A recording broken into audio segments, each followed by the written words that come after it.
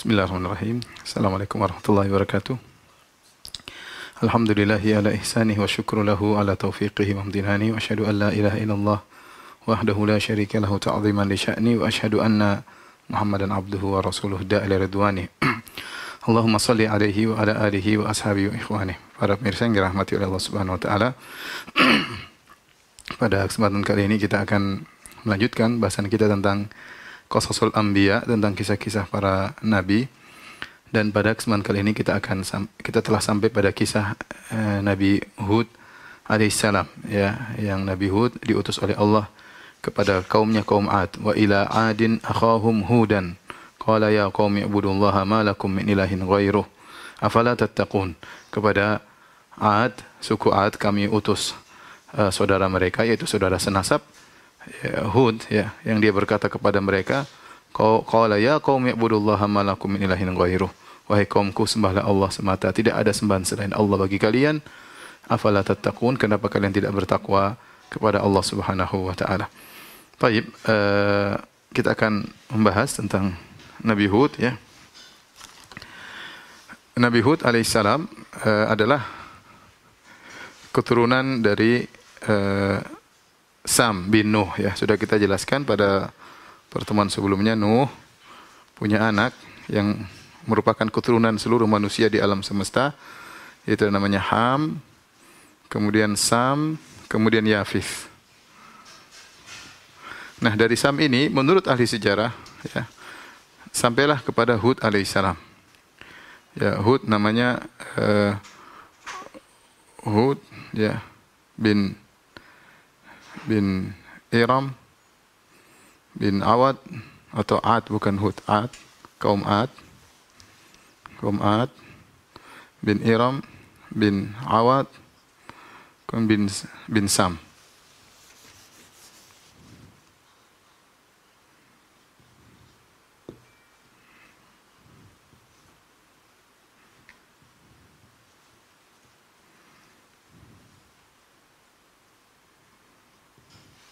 Jadi kalau kita perhatikan antara Ad dengan Nuh ada 1, 2, 3 generasi, ya. Sehingga kalau setiap generasi misalnya seumur Nabi Nuh alaihissalam sekitar 1000 tahun, ya kira-kira antara kaum Ad sampai Nuh alaihissalam sekitar 3000-an tahun atau kurang lebih daripada itu. Di zaman setelah manusia semua, orang-orang kafir semua binasa tatkala terjadi banjir, maka tidak terjadi kesyirikan. Kesyirikan baru muncul kembali di zaman kaum Ad. Sehingga Allah akhirnya mengutus Nabi Hud alaihissalam. Allah sebutkan, "Tsumma arsalna min ba'dihim qarnan akharin" dalam surat Al-Mu'minun. Lantas kami mengutus setelah kaumnya Nabi Nuh qarnan akharin. Fa arsalna fihim rasulan an ibudullaha ma lakum min ilahin ghairuh. Ya, afala tattaqun. Maka kami utus seorang rasul yang kemudian menyuruh kepada mereka untuk beribadah kepada Allah semata.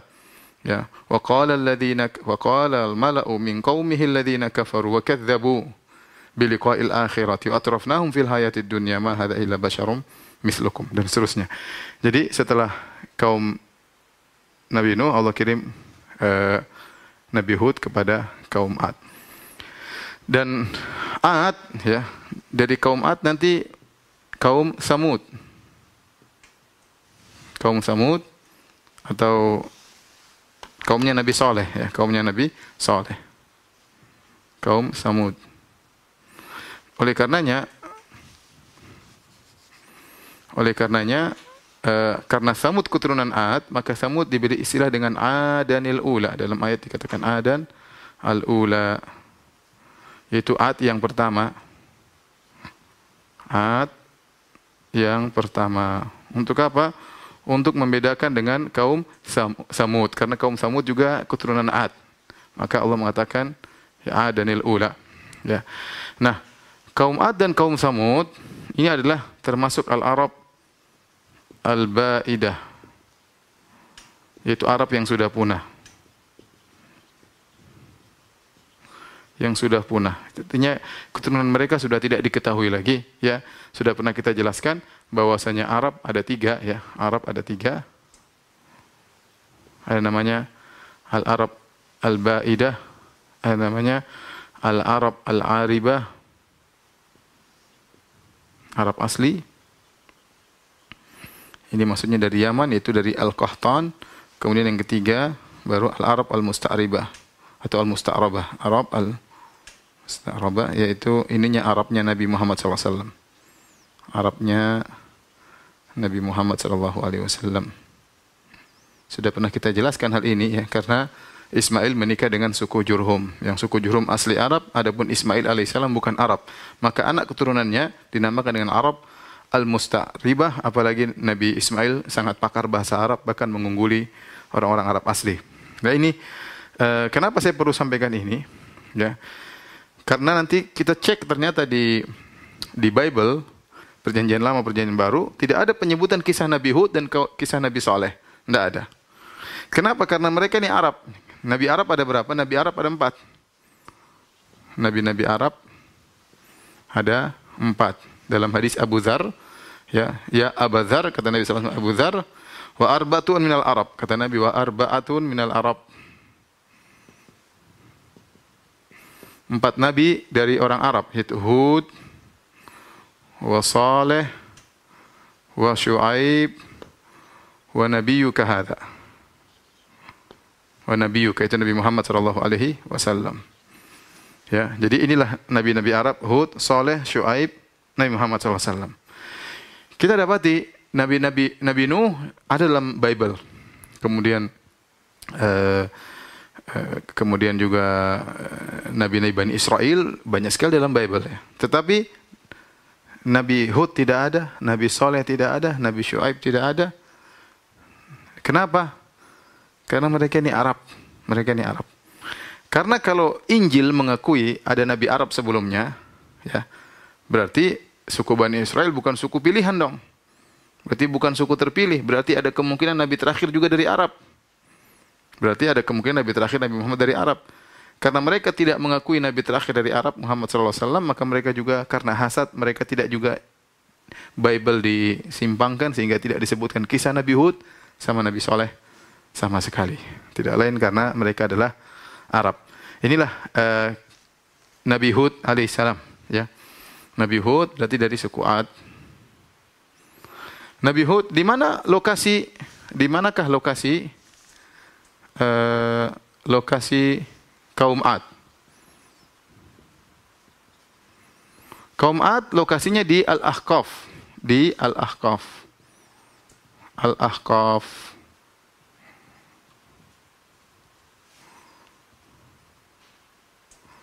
Kata Allah Subhanahu wa taala dalam surat Al-Ahqaf. Bahkan ada surat namanya surat Al-Ahqaf.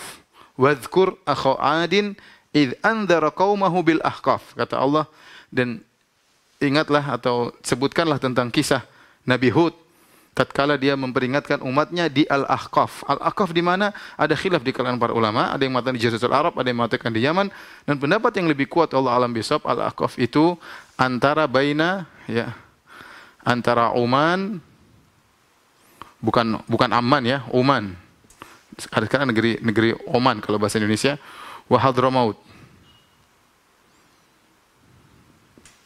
Yaitu antara Yaman dan Oman. Kalau kita lihat di peta itu ada di sini Oman, ada sini Yaman. Ya dia di sekitar sini, poin ini. Ya disebutkanlah Rubu' al-Khali, yaitu daerah penuh dengan gunung-gunung pasir, daerah penuh dengan gunung-gunung pasir.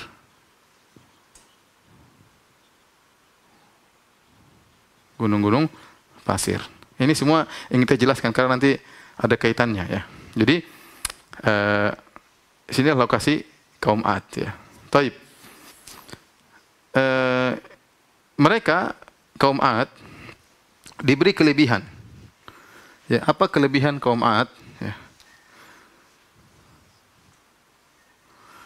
Kelebihan kaum Ad.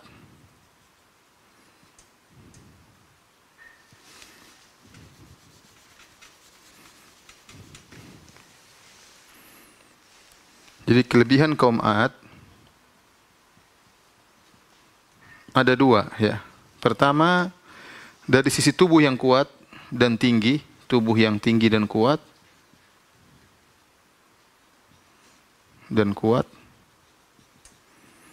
Yang kedua, memiliki bangunan-bangunan yang megah.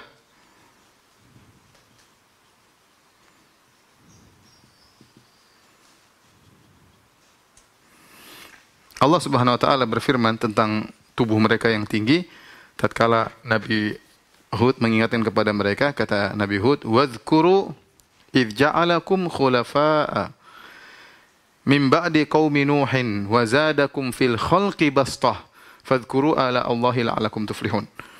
Jadi kata Nabi Hud, "Wa zadakum fil khalqi bastah."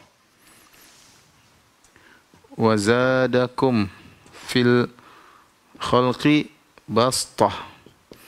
Jadi kata Nabi Hud, ingatlah tatkala Allah menjadikan kalian berkuasa setelah generasi kaum Nuh, wa zadakum fil khalqi bastah, dan Allah menambahkan kebesaran tubuh kalian, kalian lebih tinggi daripada kaum Nuh. Ini anak lebih tinggi daripada nenek moyang. Jadi kata para ulama, mereka lebih besar daripada kaum Nuh. Ya, ini yang membuat mereka sangat kuat. Adapun berapa ukuran mereka, maka akan kita dapati banyak pendapat dari kalangan ahli tafsir, ya. Ada yang mengatakan 300 hasta, ada yang mengatakan sekian ratus hasta, ya 150 meter, dan namun semua pendapat dibantah oleh Ibnu Katsir rahimahullahu taala. Yang benar sebagaimana pernah kita jelaskan bahwasanya manusia tertinggi adalah Adam alaihissalam, ya. Tinggi Adam situna zira'an, 60 hasta, sekitar 30 meter. Kemudian kata Nabi sallallahu alaihi wasallam, "Walam yazidil khalqu ba'du yanqusu hatal an." Kemudian manusia mengecil sampai sekarang. Jadi intinya kaum 'Ad tubuhnya besar tetapi tingginya wallahu alam seberapa. Saking kuatnya kaum 'Ad, ya Allah sebutkan, "Wa idza batashtum jabbarin." Kalau kalian mukul maka mukul dengan hebat. Kemudian juga di antara para tafsir mengatakan kalau kaum 'Ad sudah ngamuk, ini mau basmi manusia di sana satu kampung, tinggal kirim satu orang aja. Satu orang 'Ad datang, kemudian dia bisa ngangkat batu, lempar sana sini, saking kuatnya. Intinya dia memiliki tubuh yang sangat kuat. Kemudian yang kedua, mereka memiliki bangunan-bangunan yang megah. Di antara dalilnya, ya, kata Allah Subhanahu wa taala, "Irama dzatil imad." Irama dzatil imad, allati lam yukhlaq mithluha fil bilad.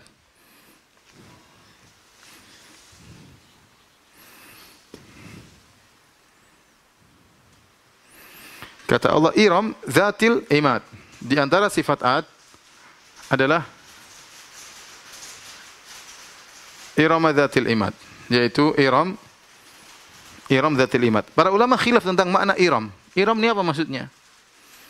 Ada yang mengatakan Iram adalah nama kota yang megah. Makanya dikatakan Iram Zatil Imad, Iram kota yang memiliki bangunan-bangunan yang tinggi. Tapi pendapat yang dipilih Ibnu Katsir, Iram adalah nama nenek moyang 'Ad bin Iram bin Awad bin Sam. Jadi Iram ini adalah suku. Allah ingin mengatakan bahwasanya 'Ad adalah suku Iram. Tetapi di antara ciri suku Iram adalah Zatul Imad, memiliki imad. Imad itu tiang yang tinggi. Tiang yang tinggi. Apa makna imad juga? Sini juga khilaf di kalangan ahli tafsir apa maksudnya imad. Ada yang mengatakan kaum 'Ad mereka tinggal di kemah-kemah, ya. Yang kemah itu tiangnya tinggi. Kalau mereka pindah, mereka tinggal pindahin kemah mereka karena mereka tinggal di daerah padang pasir sehingga mereka berpindah-pindah. Namun yang benar tidak, al-imad maksudnya mereka memiliki bangunan yang tinggi. Jadi mereka memiliki bangunan yang megah. Sebagaimana dalam ayat yang lain kata Allah Subhanahu wa taala, "Atabaduna bikulli ri'in ayatan." Ya. Ta'bathun wa tattakhiduna masani'a la'allakum takhludun, yaitu apa kalian bangun bangunan tinggi di tempat-tempat yang tinggi, ya. Ini menunjukkan bahwasanya mereka memiliki bangunan-bangunan yang tinggi, ya. Oleh karenanya tatkala Allah mengkisahkan kaum 'Ad binasa, kata Allah Subhanahu wa taala, "Fa asbahu la yura illa masakinuhum." Maka mereka semua hilang dari penglihatan kaum 'Ad, yang tersisa hanyalah tempat-tempat tinggal mereka. Seandainya tempat tinggal mereka terbuat dari kemah, kena angin pasti hancur juga. Oleh karenanya yang benar, mereka memiliki badan yang kuat dan hadarah, yaitu kemajuan teknologi di zaman tersebut, ya, bangunan-bangunan yang tinggi. Karena memiliki dua kelebihan ini, mereka akhirnya sombong. Akibatnya mereka sombong.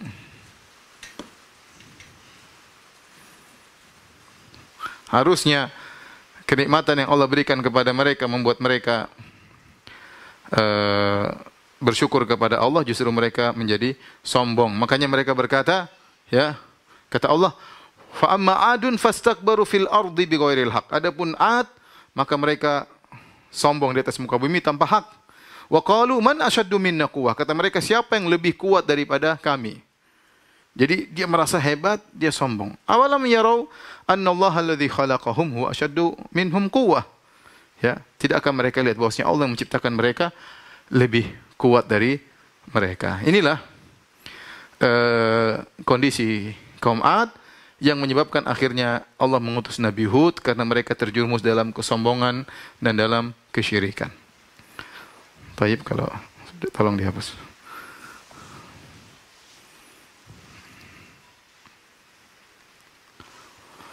Baik, akhirnya Allah mengutus Nabi Hud kepada kaum Ad. Mulailah Nabi Hud berdakwah. Nabi Hud mendakwahi mereka. Metode dakwah Nabi Hud.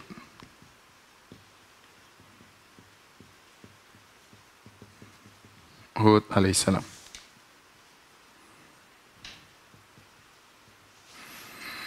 Baik, ada beberapa metode yang ditemu Nabi Hud, ya. Yang pertama adalah dengan kelembutan. Di antaranya mengingatkan nikmat-nikmat Allah.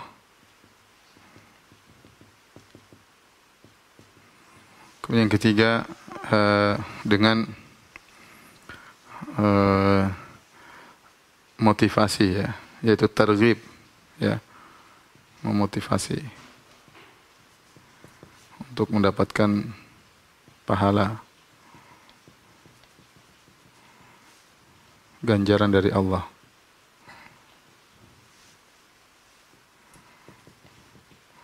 Kemudian yang keempat, at-tarhib, memperingatkan.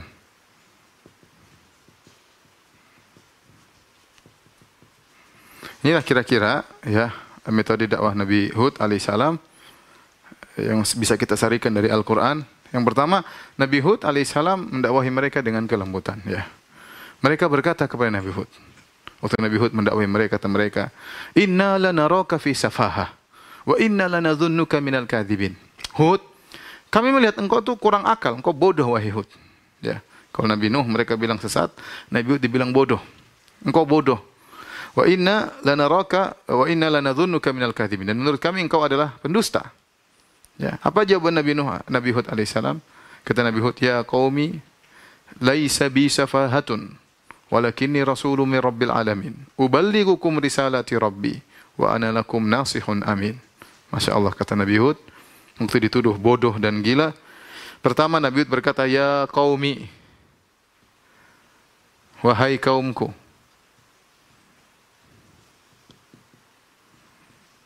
Wahai kaumku. Dan ini kata-kata yang lembut. Dia tidak mengatakan wahai orang kafir, wahai orang-orang bahlul. Enggak.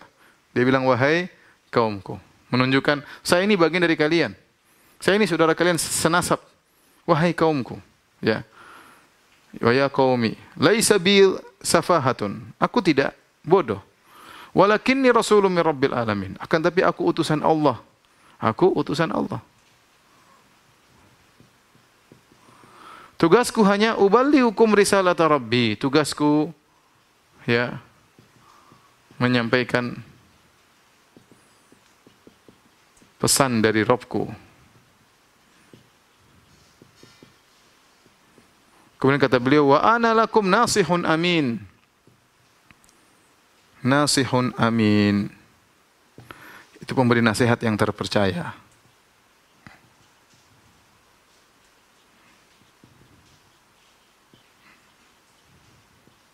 Nabi Hud sampaikan, saya memberi nasihat, saya ini dari bagian kalian, saya ingin menasihati kalian. Ya, dia tidak membalas dengan, dia memilih tidak membalas, itu akhlak yang mulia. Ya. Para ulama tatkala menyampaikan ayat ini mereka mengatakan memilih tidak membalas adalah akhlak yang mulia dipilih oleh Hud alaihissalam. Dia tidak mengatakan justru kalian yang gila, justru kalian yang pandir, justru kalian yang dusta, ya, dan yang lainnya. Taib. Ini pertama. Yang kedua, mengingatkan tentang nikmat Allah. Ya, Nabi Hud ingatkan nikmat Allah kepada mereka. Sebagaimana kita sebutkan tadi, Nabi Hud berkata, Wadhkuru idh ja'alakum khulafa'a min ba'di qaumi Nuhin wa zadakum fil khalqi bastah. Fadhkuru ala Allahi la'allakum tuflihun. Kata Nabi Hud alaihissalam, ingatlah ya, kalian dijadikan khalifah penguasa setelah kaum Nuh. Setelah kaum Nuh. Nabi Nuh alaihissalam. Kemudian apa lagi? Ya, diberikan tubuh yang besar. Tubuh yang besar dan kuat. Dan masih banyak. Wadhkuru ala Allah, ingatlah nikmat-nikmat Allah. Nikmat-nikmat Allah masih banyak bagi kalian.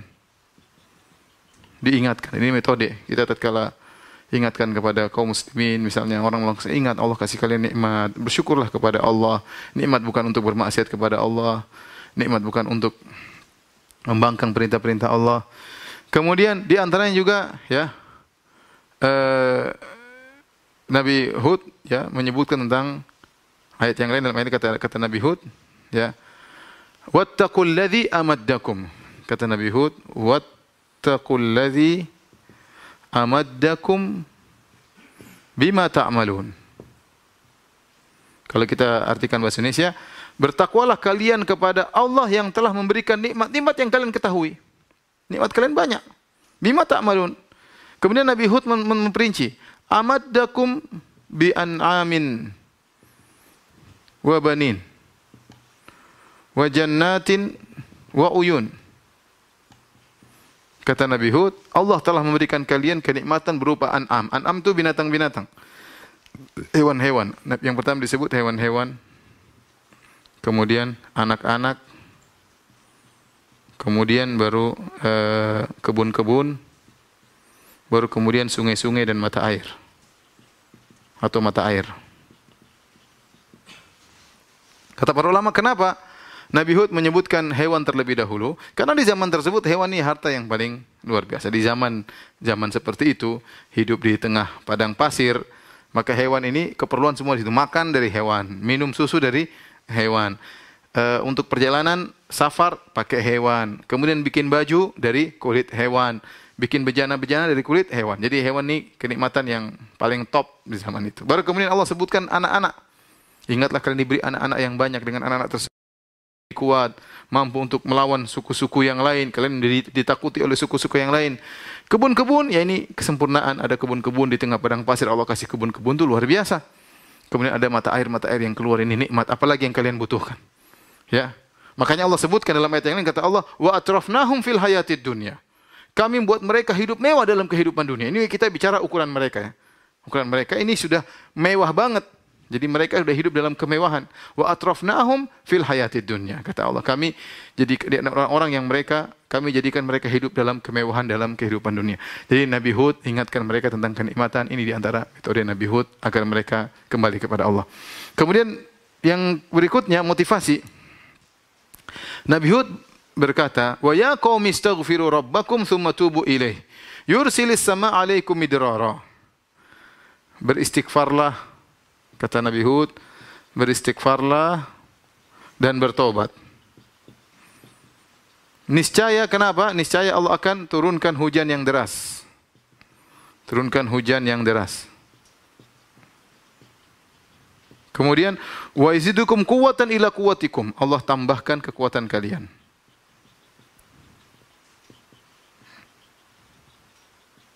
Wala tatawallaw mujrimin.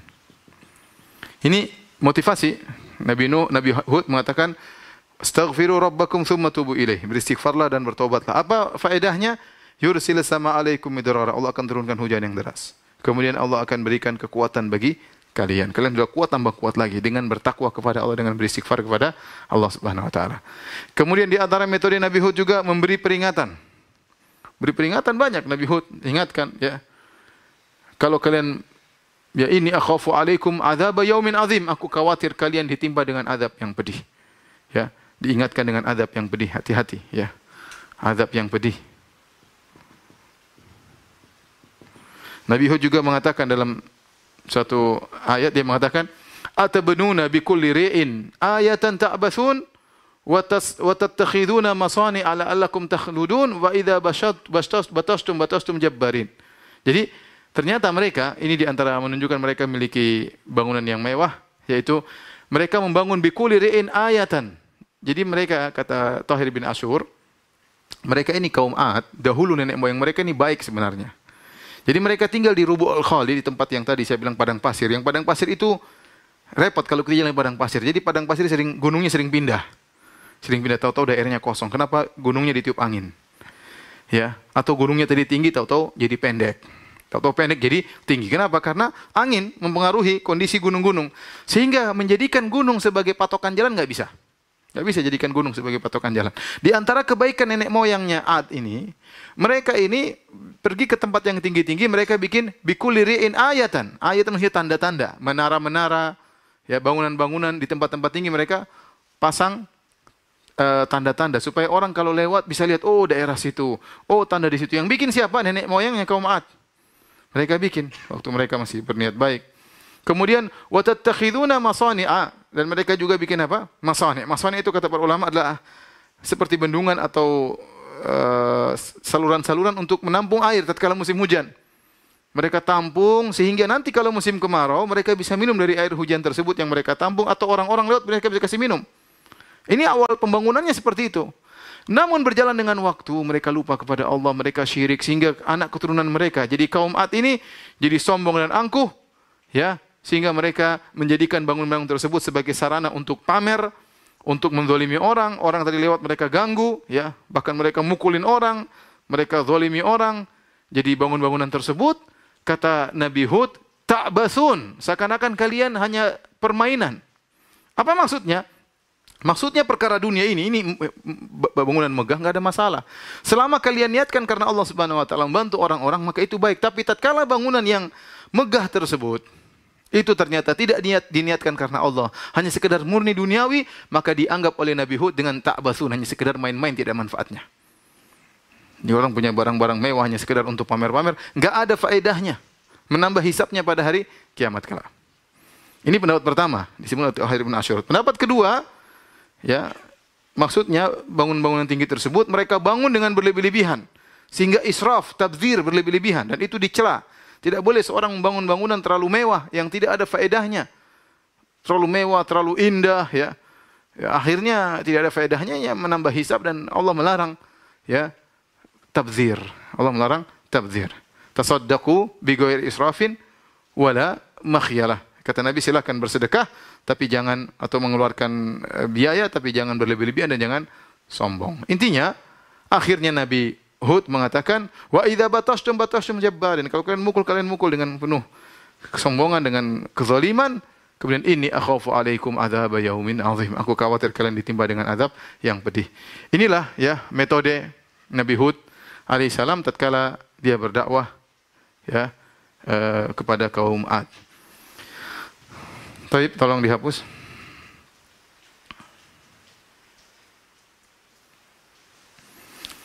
Bagaimana sikap kaum Ad? Sikap kaum Ad kepada Nabi Hud alaihissalam. Bagaimana sikap kaum Ad terhadap Nabi Hud alaihissalam? Mereka juga menghadapi dakwah Nabi Hud dengan berbagai macam metode. Yang pertama dengan menuduh, ya. Menuduh atau mengejek, ya. Sudah kita sebutkan tadi, mereka mengatakan Nabi Hud, inna lanaraka fi safahah. Inna lanaraka fi safahah. Sungguh kami melihat engkau benar-benar bodoh. Melihatmu benar-benar dalam kebodohan. Kemudian juga mereka mengatakan, ya, in huwa illa rajulun iftara 'ala Allahi kadhiba. In huwa illa rajulun iftara 'ala Allahi kadhiba.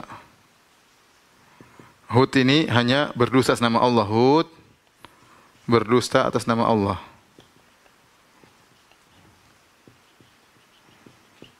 Ya. Wa inna lanadhunnuka minal kadhibin. Kata mereka, wa inna lanadhunnuka minal kadhibin. Sama. Sungguh kami memandang engkau termasuk orang-orang pendusta. Kemudian disebut juga sebagai gila, ya. Jadi ini berdusta. Kemudian gila, Nabi Hud dituduh sebagai orang gila. In naqulu illa taraka, in naqulu illa taraka ba'du alihatina bisu.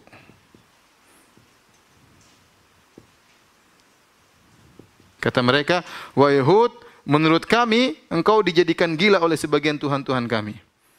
Engkau dijadikan gila oleh sebagian sembahan kami.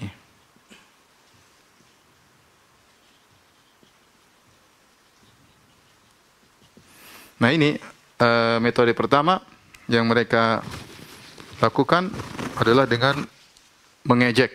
Pertama dikatakan bodoh, yang kedua dikatakan pendusta, yang ketiga dikatakan gila. Cukuplah ini 3 tuduhan yang luar biasa atau ejekan yang luar biasa. Ya. Kemudian di antara metode mereka berdalil dengan nenek moyang.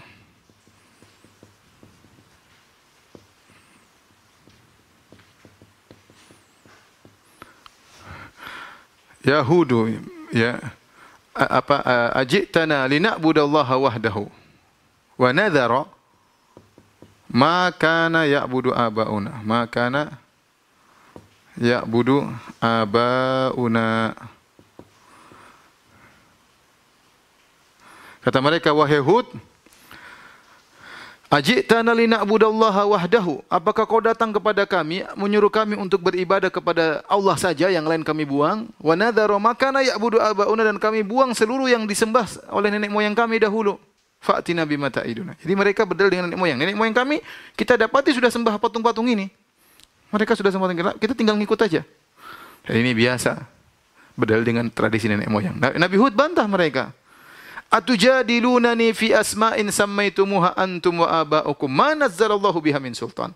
Kata Nabi Hud alaihissalam kepada mereka, apa kalian mau debat aku tentang berhala-berhala yang kalian namakan sebagai Tuhan kalian, nenek moyang kalian, yang Allah tidak turunkan dalilnya sama sekali? Apa yang kalian sembah ini batu, kata Nabi Hud alaihissalam. Cuma kalian nama-namain aja, ini Tuhan, Tuhan, Tuhan, Tuhan. Mana dalilnya? Sekedar nama-nama yang kalian namakan sebagai Tuhan, nenek moyang kalian namakan juga sebagai Tuhan. Hakikatnya apa? Hakikatnya batu di jalan diambil, dipahat, dinamakan Tuhan. Nabi Hud bantah. Kalian salah, nenek moyang kalian salah. Dan ini perkara yang berat berdalil dengan nenek moyang. Dan demikian banyak orang tersesat gara-gara mengikuti tradisi nenek moyang meskipun salah. Kemudian di antara metode mereka ngeyel. Jadi mereka sudah mengatakan, Yahudu ma ji'tana bi bayyinatin wa ma nahnu bitariki alihatina an qawlik wa ma nahnu laka bimu'minin. Kata mereka, wa ma nahnu bitariki alihatina an qawlika wa ma nahnu laka bimu'minin. Kata mereka, wahai Hud, wa ma nahnu bitariki alihatina, kami tidak bakalin meninggalkan sembahan kami. Percuma kau cuap-cuap, percuma kau ceramah. Kami tidak bakalin. Jadi kami tidak bakalan ninggalin Tuhan-Tuhan kami. Jadi mereka menggunakan isim fa'il bitariki yang menunjukkan masa depan, yaitu kami tidak bakalan meninggalkan sembahan-sembahan kami. Wa ma nahnu laka bimu'minin, kami tidak bakalan beriman kepada engkau. Ngeyel mereka. Percuma, enggak usah, enggak perlu. Kami tidak bakalan beriman kepada engkau. Jadi mereka begitu, mereka ngeyel, tidak mau beriman kepada Nabi Nuh. Bahkan Nabi Hud, bahkan mereka berkata, ma ji'tana bi bayyinah, kau tidak mendatangkan dalil bagi kami wahai Hud. Bagaimana kami beriman kepada engkau, ya. Kemudian yang paling parah, mereka minta segera diturunkan azab.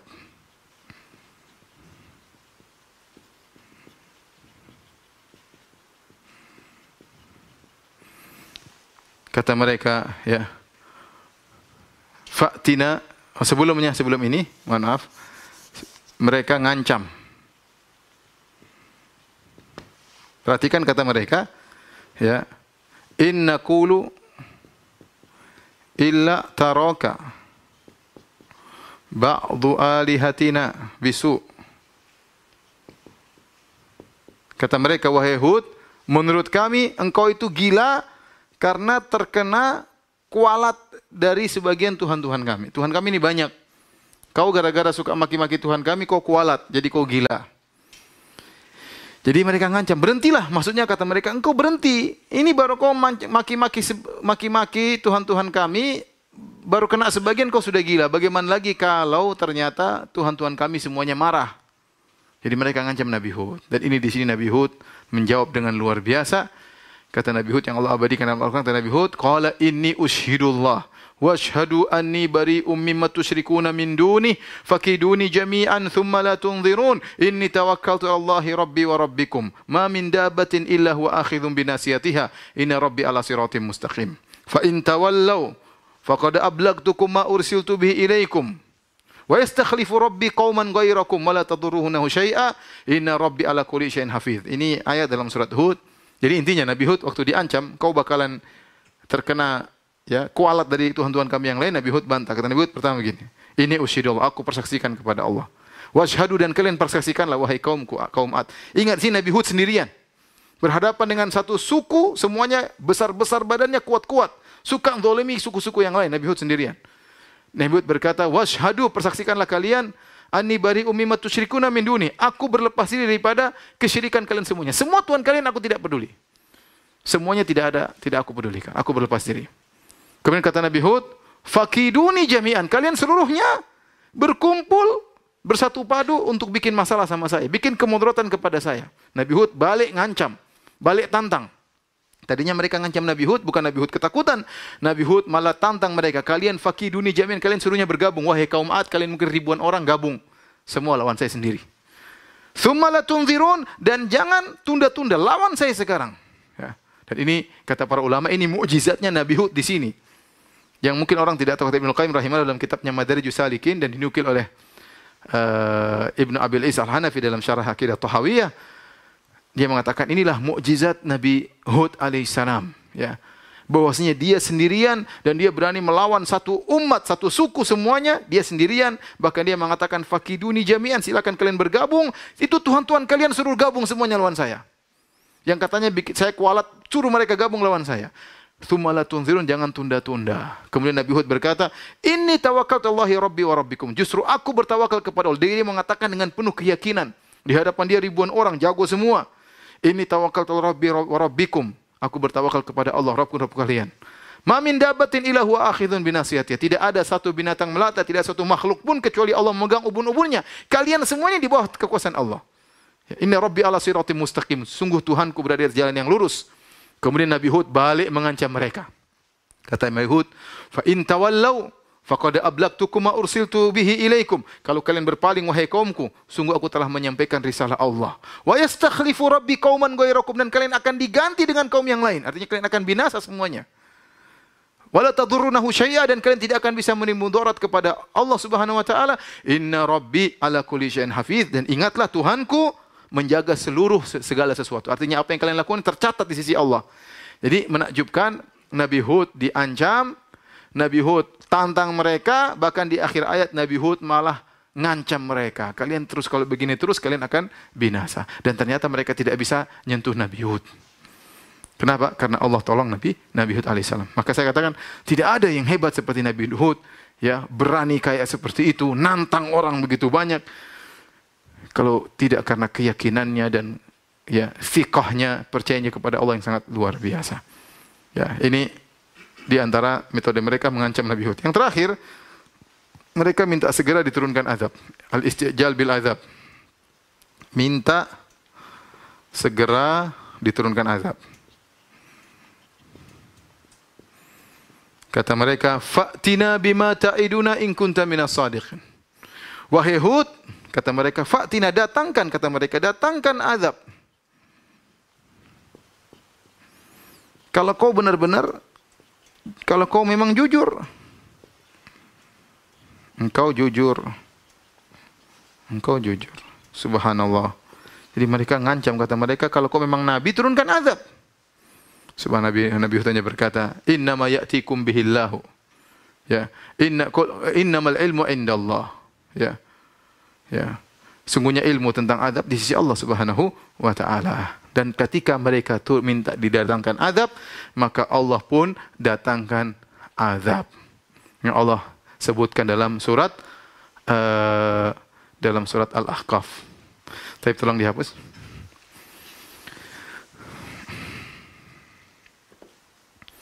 Tapi para pemirsa yang dirahmati oleh Allah Subhanahu wa taala,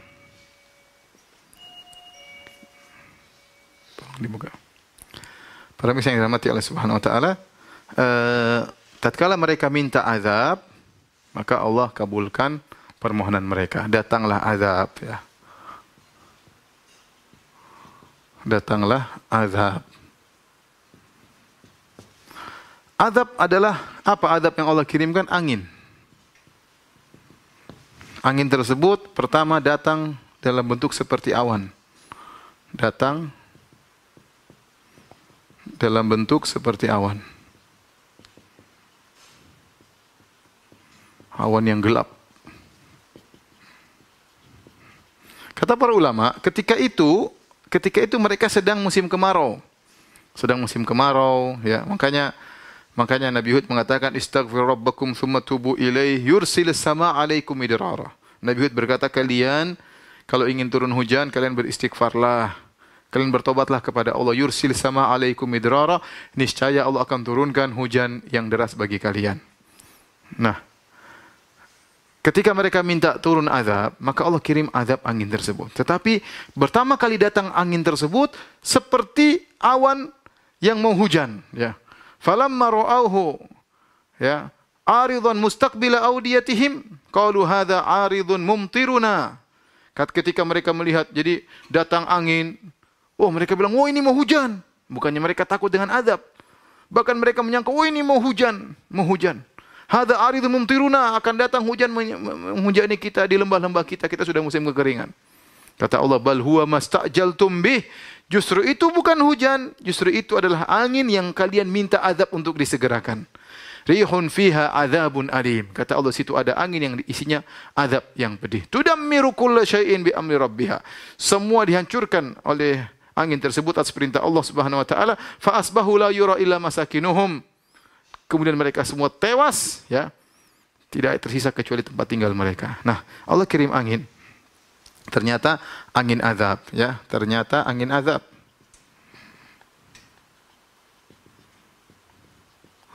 Taib, angin azab ini memiliki beberapa sifat. Sifat-sifatnya, yang pertama, ya, id arsalna alaihimur rihal akim. Kata Allah, rihal akim. Kalau akim bahasa Indonesia angin mandul.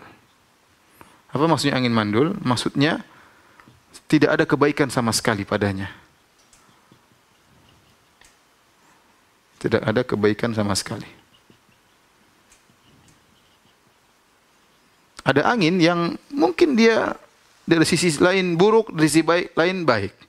Ini angin yang Allah kirim, Allah arsalna alaih rihal aqim. Kami kirimkan kepada mereka ar-rihal aqim, yaitu angin yang mandul, artinya tidak ada kebaikan sama sekali. Angin ini memang untuk mengazab. Makanya Allah mengatakan fiha adzabun alim. Rihun fihi adzabun alim. Kata Allah, azab yang pedih. Kemudian apalagi sifat-sifatnya, kata Allah, sarsaran. Sarsar. Angin tersebut disifati oleh dengan sarsar. Sarsar itu artinya apa? Ada dua. Itu sarsar itu sangat dingin, sangat ribut, sangat memekakkan telinga.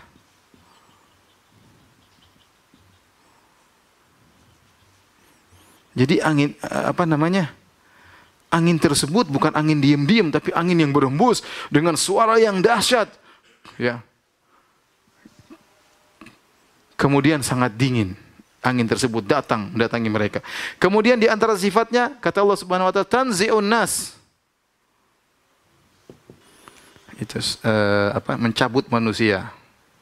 Dalam surat Al-Qamar kata Allah Subhanahu wa taala, tanzi'un nas. Mencabut orang-orang. Maksudnya apa? Jadi ketika kaum Ad sadar bahwasanya angin tersebut ternyata angin yang azab, maka mereka pun kabur, mereka masuk dalam rumah, mereka sembunyi dalam istana-istana mereka, mereka masuk dalam goa-goa, mereka masuk dalam sumur-sumur. Tapi angin tersebut ternyata datang nyabutin mereka. Seperti tangan nyabutin mereka dari rumah. Mereka dalam rumah dicabut, keluar. Dalam sumur dicabut, keluar. Dalam goa dicabut, keluar. Semuanya dicabut. Ini sifat angin-angin tersebut. Ya. Nah, angin ini, apa yang dilakukan oleh angin yang sifatnya ini, ya, diangkatlah kaum Ad. Sakharaha alaihim sab'a layalin wa thamaniyata ayamin husuma. Diangkat ke udara, ya. Sab'a layalin, 7 malam, 8 siang.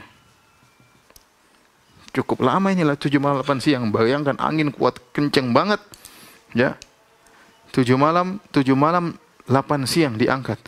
Kaum Ad itu badannya besar loh, maksudnya angin itu sangat kuat banget sampai dicabut, kemudian diputar-putar di udara dengan kondisi sangat dingin dan sangat mengekang telinga. Diputar kenceng. Jadi Allah tidak kirim angin panas, Allah tidak kirim seperti Wedus Gembel, ya. Wedus Gembel mungkin datang langsung selesai. Dibuat angin dingin sehingga mereka tersiksa lama. Tidak langsung mati. Kalau Wedus Gembel kan datang syret selesai. Enggak, Allah siksa mereka. Ya. 7 malam 8 siang diangkat oleh angin tersebut, diputar-putar di atas. Saking kencengnya berputar tersebut, kata para ulama, sampai usus mereka keluar. Usus mereka keluar dari mulut mereka, dari dubur mereka, sampai habis isi perut mereka. Makanya apa hasilnya? Setelah diputar kenceng oleh angin, jadinya kata Allah Subhanahu wa taala, ka'annahum a'jazu nakhlin khawiyah. Ka'annahum a'jazu nakhlin khawiyah. Mereka seperti batang korma yang kosong.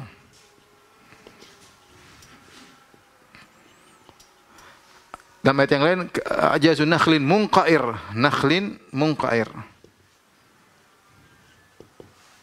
Munqair. Sama, jadi korma yang kosong. Jadi kata para ulama, perut mereka digoncang sampai keluar isi perutnya, jadi tubuh mereka kosong, kemudian mereka jatuh setelah hari ke-8, jatuhlah mereka dari langit, dari udara, badan kosong, tertancaplah kepala mereka di tanah, seperti pohon korma. Tancap kepala mereka pecah, kemudian tertancap, itulah nasib mereka. Kata Allah, fahal taro lahum mim baqiyah. Apakah kau lihat ada sisa mereka? Enggak ada, semuanya tewas. Fa asbahu la yura illa masakinuhum. Jadilah mereka tidak terlihat lagi kecuali rumah-rumah mereka. Tadinya semua orang takut sama mereka. Tadinya semua orang ngeri sama mereka. Mereka ganggu orang, zalimi orang, badannya besar. Semua selesai. Ya. Kata Allah Subhanahu wa taala, ya. Alam tara kaifa fa'ala rabbuka bi'ad? Irama dzatil imad. Allati lam yukhlaq misluha fil bilad. Tidakkah kau lihat bagaimana apa yang Allah lakukan terhadap kaum Ad? Yang sombong, yang angkuh, selesai. Dalam sekejap, tadinya mereka terkenal luar biasa, orang semua dari kejauhan sudah kelihatan karena besarnya. Tiba-tiba kata Allah, fahal taro lahum min baqiyah. Fahal taro lahum min baqiyah. Apakah ada sisanya? Enggak ada, semua tewas. Fa asbahu la yura illa masakinuhum. Maka tidak ada tersisa kecuali tempat tinggal mereka. Ini pelajaran sangat penting bagi kita. Bahwasanya kita kalau diberi kenikmatan oleh Allah bukan untuk disombongkan. Ya, karena kesombongan adalah dosa besar, ya. Dosa besar. Kata Nabi sallallahu alaihi wasallam, la yadkhul jannata man kana fi qalbihi mithqalu dzarratin min kibar. Perhatikan ini. Tidak masuk surga seorang dalam hatinya ada kesombongan meskipun sebesar zarah. Zarah itu kecil, ringan. Kalau ada kesombongan dalam hati kita, ini repot kita masuk surga, ya. Karena sombong ini yang boleh sombong cuma Allah Subhanahu wa taala, karena yang memiliki segalanya. Ya, kata Allah Subhanahu wa taala, al-izaru, ya, kibriyai, al-kibriyau izari wal azamatu al-kibriyau, al-kibriyau ridai wal azamatu izari faman naza'ani fi wahidin minhuma qadhabtuhu fin nar. Kata Allah Subhanahu wa taala, keagungan adalah sarungku, kesombongan adalah selendangku. Barang siapa ingin menyaingiku dalam salah satu dari keduanya, aku lemparkan di neraka jahanam. Karena yang berhak sombong cuma Allah. Yang punya segala sesuatu adalah Allah. Kita ini punya apa? Kita cuma titipan. Kepintaran dititipin oleh Allah. Jasad yang sehat titipan dari Allah, ya. Apalagi anak yang banyak titipan dari Allah, harta titipan dari Allah, semuanya akan diminta pertanggungjawaban. Maka kalau kita diberi kelebihan bukan untuk kita sombongkan, tapi untuk kita syukuri kepada Allah Subhanahu wa taala. Nah, hati-hati. Kesombongan itu sebabnya banyak, hati-hati. Kesombongan itu sebabnya banyak. Ini sombong kenapa? Karena badannya besar, ya, kuat, sama punya bangunan megah. Ya. Sombong banyak, ada sombong karena ilmu, karena punya ilmu yang tinggi, karena sombong karena dia orang yang karena darahnya, saya keturunan darah biru, sombong karena rumahnya, sombong karena mobilnya, sombong karena HP-nya, ya ada orang sombong karena apa? HP-nya, sombong karena tasnya, sombong karena kecantikannya, sombong karena ketampanannya, sombong karena badannya yang besar, jalan-jalan kemana-mana pakai kaos ketat supaya orang lihat semua badannya besar. Banyak orang sombong. Allah tidak suka dengan kesombongan. Dalam hadis kata Nabi SAW, bainama rajulun yatabakhtaru. Ya. Ada seorang yamshi fi burdaihi. Ada seorang sombong, dia sedang berjalan dengan kesombongan, sedang pakai dua bajunya yang indah. Sombong dengan dua bajunya. Idh khasafallahu bihil arda, tiba-tiba Allah benamkan dia dalam bumi. Wa huwa yatajaljalu fiha ila yaumil qiyam, maka dia digoyangkan dalam bumi sampai hari kiamat. Sombongnya karena apa? Sombongnya karena baju doang. Apalagi kalau sombong karena yang lain, hati-hati. Ada orang sombong karena kecerdasannya, karena IQ-nya tinggi, karena penemuannya, karena ininya, karena dakwahnya, karena ilmunya, karena gurunya. Tidak usahlah kita sombong. Semuanya adalah titipan dari Allah Subhanahu wa taala. Justru seorang diberi kelebihan, dia semakin berat pertanggungjawabannya. Karena kalau orang diberi kelebihan berarti syukurnya harus lebih daripada yang lainnya. Maka ini pelajaran bagi kita dari kisah kaum Ad. Jangan sampai kita sombong karena apapun. Kita ini makhluk yang lemah, ya. Zaman sekarang Allah kasih corona, kita semua sudah bingung. Allah kasih corona, kita nggak bisa apa-apa. Apa yang kita sombongkan? Siapa yang mau sombong sekarang? Kasih corona, nggak ada yang sombong, ya. Padahal barang kecil nggak kelihatan, ya. Nanometer nggak kelihatan, ya. Ya, sama. Kaum Ad, badannya gede, Allah kasih angin. Allah nggak kirim besi hantam mereka. Allah tidak kirim gunung. Allah kirim angin aja, angin. Angin tapi kenceng ngangkat mereka. Nggak bisa apa-apa. Baik, demikian saja para pemirsa yang dirahmati Allah Subhanahu wa taala. Insyaallah kita berjumpa kembali esok hari dalam kajian tentang kisah kaum Nabi Saleh atau kisah kaum Tsamud. Demikian, subhanakallah bihamdik asyhadu an la ilaha illa anta astaghfiruka wa atubu ilaik. Assalamualaikum warahmatullahi wabarakatuh.